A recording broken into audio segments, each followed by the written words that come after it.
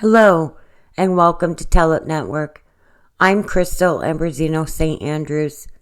Tonight we bring to you the first of a 4-part documentary exposing a narcissist, child and wife abuser, as well as some laws that are very questionable.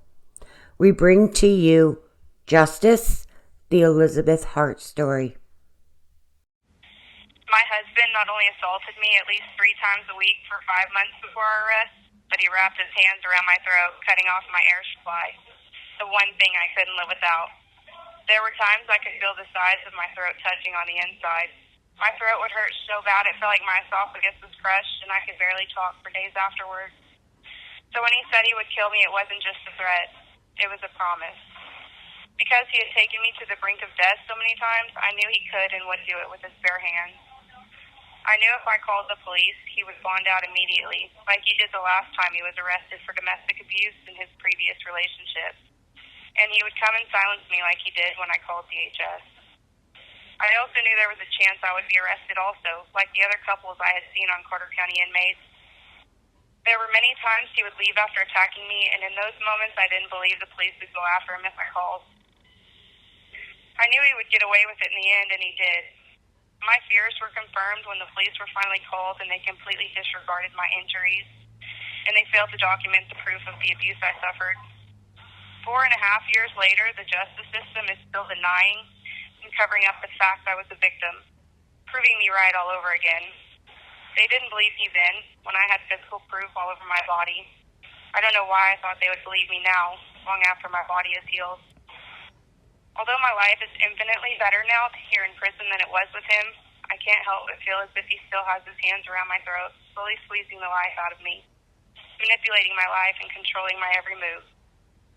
There are still nights I wake up unable to catch my breath in a cold sweat or stop the memories that torment my sleep.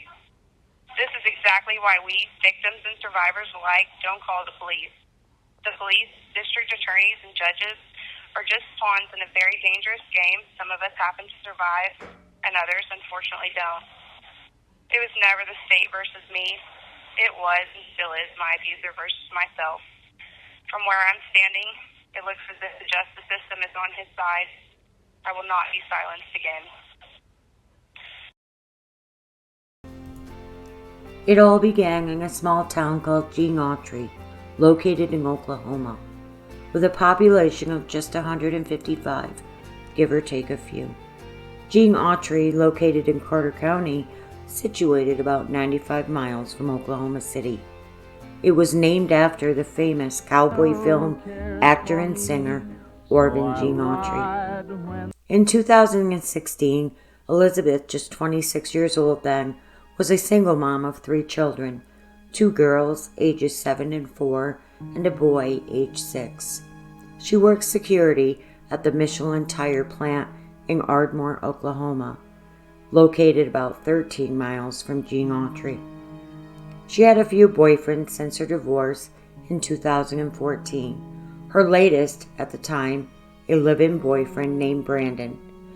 Unfortunately, this relationship would also leave Elizabeth with an opioid addiction. Brandon was quick to share his Loratab prescriptions with Elizabeth whenever she suffered a headache or any ache or pain for that matter. Soon, Elizabeth was addicted. Elizabeth had a best friend named Sierra. They had been best friends since high school. Sierra knew a guy named Douglas Hart Jr., but most people called him Hammer. She introduced him to Elizabeth. Ironically, Hammer lived right down the street from Elizabeth. Elizabeth was able to feed her addiction through Hammer when Brandon's prescriptions ran low. Hammer had 3 boys, and Elizabeth's 3 children and his 3 children loved playing together. Eventually, the relationship with Brandon ended just after 9 months. When Elizabeth became single, Hammer would start coming around more. Elizabeth didn't mind, as he was feeding her addiction to Loratabs, and she was a little lonely. Hammer would bring his 3 boys over to her house to play with her 3 children. While the children were playing, Hammer and Elizabeth would start to form a bond. She had someone to talk to about all the trauma she had suffered in her life, and he too would share all his traumas. Eventually, Elizabeth would consider Hammer one of her best friends. It wouldn't be long, and Hammer would actively pursue more than friendship. At first, Elizabeth would shut that idea down, knowing he didn't have his life together. He had no driver's license, and he had active warrants against him. Letting her loneliness get the best of her, one night in December 2016, they shared an intimate evening. Regretting this, Elizabeth decided to ignore Hammer for a few weeks, but eventually, Hammer started showing up at her doorstep with things that made her happy. Her favorite wine, even bicycles for her children. By February 2017, Elizabeth and Douglas officially started dating. Of course, Elizabeth was taken back by the fact that Douglas wanted to take on her whole family, confirming in her mind that they must be soulmates. Within just a few days after they started dating, Douglas was staying with Elizabeth at her place, stating he had water issues at his. Immediately, Hammer was handing over most of his paycheck to help with the household expenses. It wasn't long, and they were exchanging I love yous. Elizabeth was convinced by Douglas that she was the best thing he'd ever known. Soon it was March 2017, and Elizabeth's life was feeling good. She was getting ready to take a getaway with a few of her girlfriends to Myrtle Beach. Already securing the hotel, she couldn't get a refund when two of her girlfriends announced neither one would be able to go with her.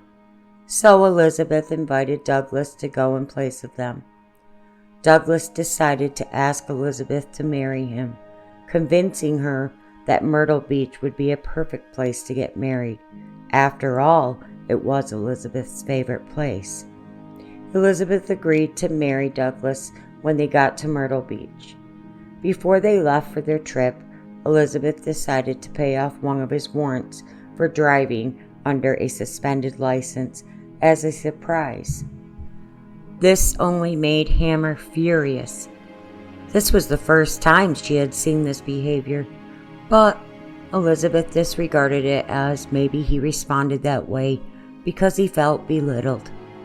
Soon they headed to Myrtle Beach with one of her friends, and they had decided to take Douglas's oldest son as well with them. On March 17, 2017, Elizabeth and Douglas were married on the beach at her favorite place in the whole world, Myrtle Beach. She felt as though she was living a dream. They did Facebook Live so their family and friends could take part in the ceremony. Returning home to the small house in Gene Autry and settling in as newlyweds, Elizabeth soon would learn that Douglas had yet another child that he must have forgotten to mention during those long bonding conversations over the past 6 months. It was a little girl from a relationship he had with another woman. Her mother was in county lockup. The little girl and her baby brother, by another man, were staying with their aunt. Elizabeth would start doing everything that she can to help the aunt financially. She started visiting the child and her brother. By April 2017, Elizabeth and Hammer decide to buy and move into a double-wide trailer located on her parents' property in Dixon, Oklahoma. Dixon, a small town, was just 12 miles from Gene Autry. Elizabeth and Hammer worked together on renovating the double-wide. Elizabeth's children were happy to be living by their Ninny and Poppy. But in no time at all, this living situation would take a turn for the worse. Hammer felt threatened by Elizabeth's relationship with her parents. In 2017, in March, right after she married him, here were where we're living now in the spot was a double wide. And she bought that house to live for her and those kids. And she moved him in, and it immediately went from being our daughter who come around all the time to being 300, not even 200 or 300 feet down the driveway. We weren't seeing her anymore.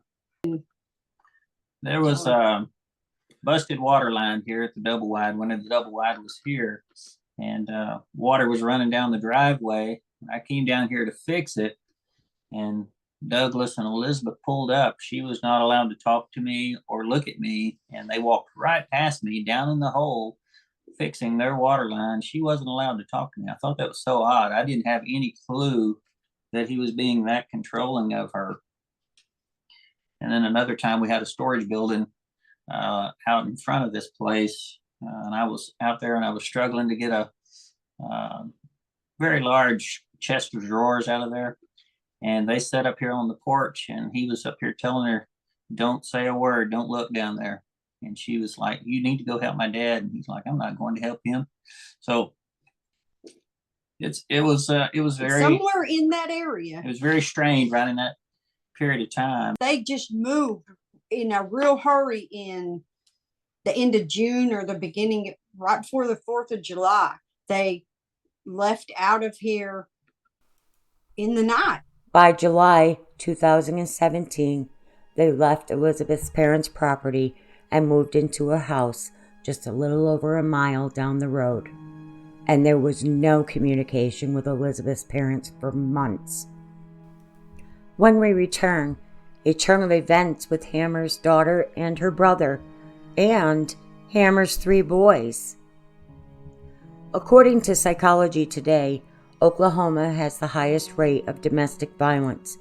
A study by World Population Review found 49.1% of women, that's 1 out of 2 women, and 40.7% of men in the state of Oklahoma have or are currently enduring domestic abuse. If you are experiencing domestic abuse or know someone that is experiencing domestic abuse, help is available. Call 1-800-799-7233. That's 1-800-799-7233. By July 2017, Elizabeth and Hammer had moved a little over a mile down the road from her parents' property, leaving in the middle of the night and severing her relationship with her parents. This wouldn't be the only upset in July for the couple, though. The aunt who had been taking care of Hammer's daughter and her brother couldn't handle taking care of the 2 children anymore. So Hammer decides he wants to file with the court reunification for his daughter. He soon learns that the state wants to keep his daughter and her brother together. So Hammer decides to not only file for the reunification of his daughter, he decides to file for custody of her brother. There's just a few problems with that. The judge handling the children's case, Judge Morris, ordered an ISP, that's an individual service plan, for Hammer because he had a prior domestic abuse charge. He also previously failed to maintain a relationship with his daughter and wasn't paying child support as ordered previously for his 3 boys. He was ordered supervised visitation with the 2 children. The individual service plan was put in place, and it involved the following. Douglas was a risk factor. The risk factor in this was neglect. Douglas would have to demonstrate an ability to provide a stable home environment that combines the appropriate support, nutrition, and education, and nurturing. He also has a risk factor of domestic violence. Douglas would have to provide a home free of domestic violence. Douglas would not engage in domestic violence or allow domestic altercations to occur in the presence of his children. He also had a risk factor of substance abuse. Therefore, Douglas would not allow the use of any illegal drugs, prescribed medications, or alcohol to negatively impact his ability to parent his children. He was to visit his children as ordered by the court. He was to sign releases that allowed Oklahoma's DHS to share information about his case or family with persons or agencies who were providing services to help him complete his plan. He was to contact his social worker handling the case one time a month or as ordered by the court. He was to attend, participate, and complete the requirements of all services on his plan. He was to attend and participate in any scheduled court hearings and family team meetings. And he was to pay child support as ordered by the court, $50 monthly. So with this court hearing, quite a bit of information concerning Hammer's past came to light. But according to Hammer, the prior domestic abuse charge was all a misunderstanding. And as far as not paying child support, Hammer felt as though he didn't have to abide by that order, considering that he had the 3 boys so often. Hammer soon started working on meeting the goals of his ISP, with Elizabeth pushing him to get it done. By September 2017, there would be yet another upset. The maternal grandmother of the 3 boys decided to pull one of the boys out of the school that all the children were attending. With this incident, Hammer decides to file for physical custody of his 3 boys. In doing so, the court ordered the reunification and custody case of Hammer's daughter and her brother be placed on hold until the custody case was settled pertaining to his 3 boys.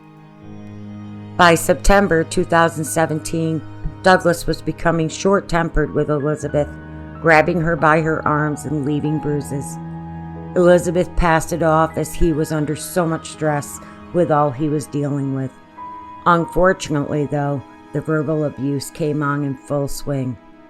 Douglas was drinking and would soon start to leave the home weekly, staying a night or 2 at friends or a hotel. By February 2018, Douglas won full custody of his 3 boys, and in March he was awarded a trial reunification of his daughter and sole guardianship of her brother under the supervision of DHS, thinking this would all bring peace to the home, but unfortunately it only escalated the abuse. Coming up when we return, Elizabeth's plea for help. Some signs of an abuser. They are often charming. This person quickly smothers the other with gifts and praise. They are also jealous, and they view others as a threat to the relationship. They are manipulative. Abuse and manipulation go hand in hand. They are controlling. They constantly check on the whereabouts of the victim. A victim, an abuser, doesn't take any responsibility for his or her poor choices. They are never at fault. They are a narcissist. The whole world revolves around the abuser and his or her needs. Hammer has now been awarded full custody of his 3 boys in February 2018 and trial reunification of his daughter and sole guardianship of her brother, supervised by the DHS of Oklahoma in March. Unfortunately, Hammer's behavior would soon go from bad to worse. The first Saturday, March 10, 2018, that the 2 children started living in the home, the little girl was ran over by a go-kart at one of Hammer's friends' home. Fortunately, she suffered only some scrapes and bruises. This escalated into an argument between Elizabeth and Hammer decides to leave with both of the children and go to a Motel 6. Elizabeth immediately texts the caseworker who was supervising this trial reunification, and let her know what had happened. Hammer returns home the next day with the 2 children. By the next weekend, it was Elizabeth and Hammer's 1-year anniversary. They had a party at their friend's house, and they were drinking alcohol to celebrate. Again, Hammer becomes enraged with Elizabeth. He starts beating her, pulling her hair, choking her. That night, Elizabeth was not allowed to leave with the children. By morning, Elizabeth left, taking the children home, and Hammer stayed behind. By 8 a.m., she called the caseworker during business hours, as her previous text the weekend before had no result. Elizabeth tells the caseworker everything in detail. She tells the caseworker of every bruise and scratch she has. She also tells her how often Hammer had been leaving the home and how she didn't feel safe leaving the kids with him. She also told her she wanted a divorce and that she wanted to keep his daughter and her brother, as she didn't feel they would be safe with Hammer. Elizabeth repeatedly expressed that she couldn't leave them behind. The DHS caseworker told Elizabeth that she would talk with her supervisor and call her back. Coming up, the shocking return phone call from the DHS caseworker. Behaviors we often see from an abuser. Inconsistent mood swings are a common trait for an abuser. They are critical, verbally assaulting others is a way of life for the abuser. Their disconnected isolation from family and friends is a key goal for the abuser. Hypersensitive, the slightest offense sends the abuser ranting. They are vicious and cruel. A significant number of abusers harm children and animals as well as their partner. And insincerely repentant, he or she will swear to never behave like this again. Elizabeth has notified the caseworker of all the abuse that has been going on. The caseworker promising to return a call to Elizabeth after she speaks to her superior about all that Elizabeth has told her. She does return a call, but not to Elizabeth.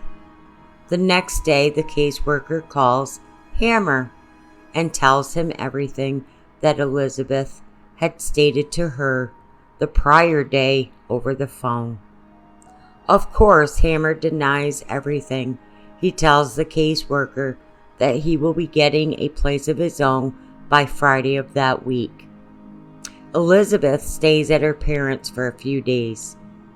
Hammer doesn't get a place of his own.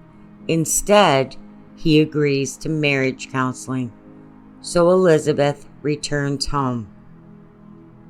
Upon returning home, Hammer is quick to tell Elizabeth that if she ever leaves him again, he would make sure the Department of Social Services took her children away as well. This was a fear Elizabeth had because Oklahoma's domestic abuse laws often punish the victim as well as the abuser. By April 2018, they were assigned a new caseworker, and the very next day, everyone would start counseling.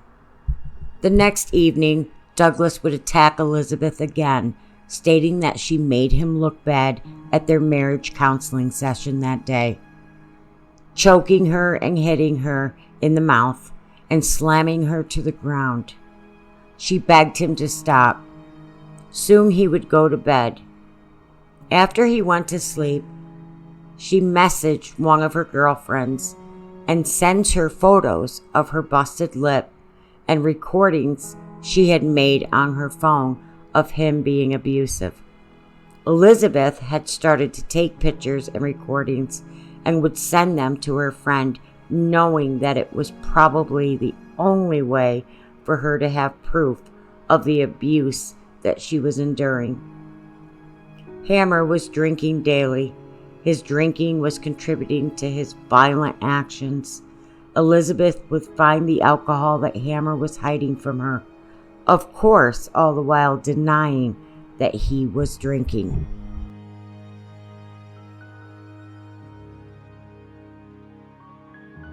Are you serious right Please now? let me go. Are you serious right now? You're hurting my wrist. Yeah, I know Please that. let me go. Stop with your fucking bullshit. Are you going to bed or not? I'm going to bed when I'm ready Quit to. Let with me your go. fucking bullshit. Then don't tell me you're fucking going to bed then. Will you please let me go? That fucking hurts, please. Yeah, Stop. that's the point. Really?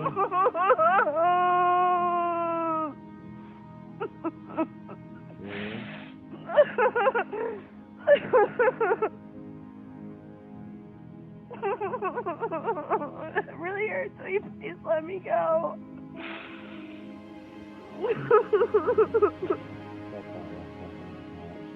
Okay, Hammer. Elizabeth's friend wanted to call the police, but Elizabeth would beg her not to. Because of Oklahoma's laws, she was afraid that she would go to jail as well as lose her children and her job. Her job was their primary source of income. Hammer would continuously miss work or come home early so he could keep an eye on Elizabeth, as he was constantly accusing her of cheating on him. Coming up, everything hits rock bottom. If you are experiencing domestic abuse or know someone that is experiencing domestic abuse, help is available. Call 1-800-799-7233. That's 1-800-799-7233. Elizabeth has tried to reach out for help, only to have it backfire. The caseworker notifying Hammer and not even so much as investigating Elizabeth's battered body. At this point, Elizabeth could not speak freely as to what is happening, even to the marriage counselor, with the fear of being beaten and losing her children. On May 2nd, 2018, Elizabeth is in a near-fatal car accident. Rolling her car, she suffers from a fractured spine, also sustaining a collapsed lung and severe cuts to her face. Elizabeth has to have surgery to place metal rods in her back. Elizabeth is released from the hospital with many limitations. Her mobility is very restricted. Bending and movement is limited. The chaos would only get worse for Elizabeth, as she would now lose her job, leaving her fully vulnerable to her abuser. Within a few weeks of her accident, the family dog would give birth to 11 puppies. The house is becoming a challenge to keep up with, along with adding 11 puppies and limited mobility to the situation. Hammer is very little help to Elizabeth. Elizabeth would start receiving $1,100 a month in SNAP benefits to help with food for the family. Hammer would keep the SNAP card, of course, on his possession, and she would have to ask to use it. He would control all the finances at this point in the household. By June 2018, the last home visit from the social worker, which would admit that the house was in disarray, but would deem it normal because so many people lived in the home and all the animals that they had. DHS finally agreed to close the reunification and sole guardianship case with Hammer's daughter and her brother. Judge Morris would award Hammer custody of both. By July 2018, Hammer would soon start missing even more work just to keep tabs on Elizabeth. He swore Elizabeth was cheating on him. By now, Elizabeth's phone had been shut off. She had no vehicle and no money and no hope. The bills were quickly falling behind, and she was falling apart. She was in excruciating pain from her back surgery from the car accident. Hammer was hiding her pain medication, just another form of abuse that he was able to inflict on her. Elizabeth could no longer keep up with the house, and to make matters worse, the van that Hammer was driving that belonged to his father was loaded with bed bugs. It wasn't long before they were in the house. Hammer was ransacking the house in fits of rage, and at this point, the water had been shut off for non-payment and garbage pickup had ceased. In Dixon, Oklahoma, no water includes no garbage pickup. Elizabeth was now feeling like a hostage in her own home. Elizabeth tried locking Hammer out of the house one day, but Hammer tried to beat the door down. When he didn't succeed, he busted the kitchen window and came through that way. She sat on the couch, fully aware of what would happen when he eventually got inside. When he found her in the house, he picked her up by her hair and then threw her down, dragging her across the floor, hitting and kicking her. He climbed on her back and strangled her, thinking this was the end for her as she passed out. When she awoke, he was gone, but the house was completely ransacked. Beds flipped over, cupboard doors ripped off, items everywhere. 2 days later, Elizabeth's mother, Nicole, came over to her house and immediately paid to turn Elizabeth's cell phone back on. She took her and the children to get school clothes. That evening, Elizabeth's sister went to her house and took Elizabeth and the 3 kids to get school supplies. When Elizabeth returned home, Hammer told Elizabeth that his daughter would not be starting school the next day because he had gotten carried away when he spanked her and accidentally left bruising. The next day, Elizabeth spent the day talking with her mother and her girlfriend, who had a car that belonged to Elizabeth that she was leasing from Elizabeth. Her friend agreed to give the car back to Elizabeth, and her mother was going to start helping Elizabeth get a place of her own so she could leave with all the children. Hammer had come home early that day, angry and drunk, accusing Elizabeth of texting her other man while she was texting her mother and girlfriend. Soon, Elizabeth's children would return home from their first day of school. Elizabeth proceeds to go through their book bags and realizes her son needs to bring drinks to school the next day for his classroom. Elizabeth asks Douglas to borrow the van and for the EBT card so she can go to the store to pick up the water so her son can take it to school the following day. Immediately, Hammer accuses Elizabeth of wanting to go meet up with her boyfriend. Elizabeth offers that Hammer go himself. He refuses. Hammer tells Elizabeth that maybe they should split up. He knows she is only in the relationship because of his daughter and her brother. Elizabeth agrees. With that being said, he gives Elizabeth the snap card and keys to the van. Elizabeth takes her son with her to get the water he needs for his classroom the next day. While she is gone, Hammer repeatedly starts calling Elizabeth, accusing her of taking too long, screaming at her. Elizabeth soon returns home and finds a horrific sight. She immediately texts her mother and sister to come and pick her up and the kids, knowing she couldn't take Hammer's daughter or her brother, but knowing it was the only way to get help for Hammer's 2 children. Sheriff's office. Where is this? This is the sheriff's office?